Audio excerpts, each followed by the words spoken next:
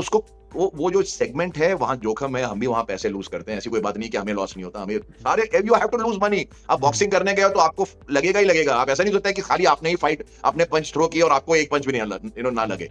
तो ये तो पार्ट एंड पार्सल है। लेकिन स्मॉल कैप का जो एरिया मुझे लगता है फास्ट फिलअप करेगा यहाँ से। It's a very good time अगर आपने 10 15 20 कंपनियों को आइडेंटिफाई कर लिया हो तो वहां जाके आप जरूर स्टार्ट कर दे निवेश करना एज अर्ली एज मंडे। आपने स्मॉल कैप के बारे में काफ़ी बातचीत करी, आपने बताया वो किड्स का पूल है, उसमें काफ़ी पोटेंशियल है। तो कोई चेकलिस्ट आप बताना चाहें, कोई पॉइंटर्स आप बताना चाहें जो एक रिटेल इन्वेस्टर ध्यान में रखे स्मॉल कैप की तरफ जाते हुए? आपने खुद हिदायत भी दी कि थोड़ा डेंजरस एरिया है, लेकिन क्या चेकलिस्ट की हम लोग जो है वो स्टडी कर सकते हैं ताकि हमसे वो हम उस डेंजर को थोड़ा सा कम कर सकें?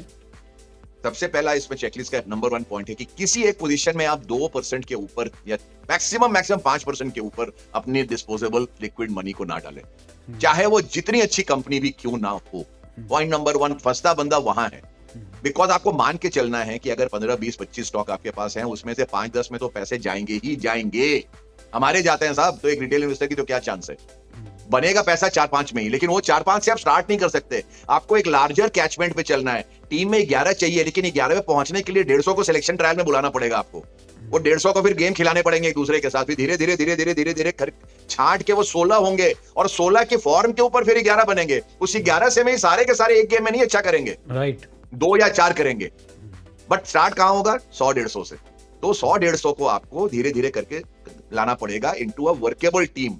सो देयरफॉर डोंट हैव सारी आप एक ही बैट्समैन तो विकेट कीपर, बॉलर, बैट और ओपनिंग और मिडिल ऑर्डर तो नहीं कर सकता ना साहब। आपको हर चीज के लिए एक रोल के लिए एक प्लेयर चाहिए। तो therefore keep a diversified team, 2 से 5% मैक्सिमम एक्सपोजर रखें स्टॉक में। और दूसरी बात है, इन कंपनियों में आपको यह भी देखना पड़ेगा कि इनकी ट्रैक रिकॉर्ड क्या है in terms of financials. Okay, वो जरूरी है। और सारे स्क्रीनर्स मिलते हैं आज की डेट में, फ्री ऑफ कॉस्ट है, आप डाउनलोड कर लें। उसमें return equity, growth rates, sequential, quarter on quarter, year on year, margin की क्या ट्रेंड है, टॉप लाइन ग्रो कर रहा है कि नहीं कर रहा है। एंड फाइनल पॉइंट है कि उनकी जो कमेंट्री है, जो प्रेजेंटेशन अपलोड करते हैं क्वार्टरली, उसमें मैनेजमेंट क्या कर रहे हो उनको देखें आप थोड़ा। ये मेहनत का काम है साहब। अगर ये कोई पिल नहीं है कि आप खा लोगे और सडनली आप ग्रेट बन जाओगे। हमें भी करना पड़ता है मेहनत इतने वर्षों के बाद। तो एक जो नए लोग हैं उनको तो हमसे कहीं ज्यादा करना पड़ेगा। तो ये चीजों को अगर आप करेंगे, बट मेन चीज है position sizing and stop losses. अगर उसको आप फॉलो करें तो आपको 25 में से 5 विराट कोहली, सचिन तेंदुलकर, धोनी जरूर मिलेंगे।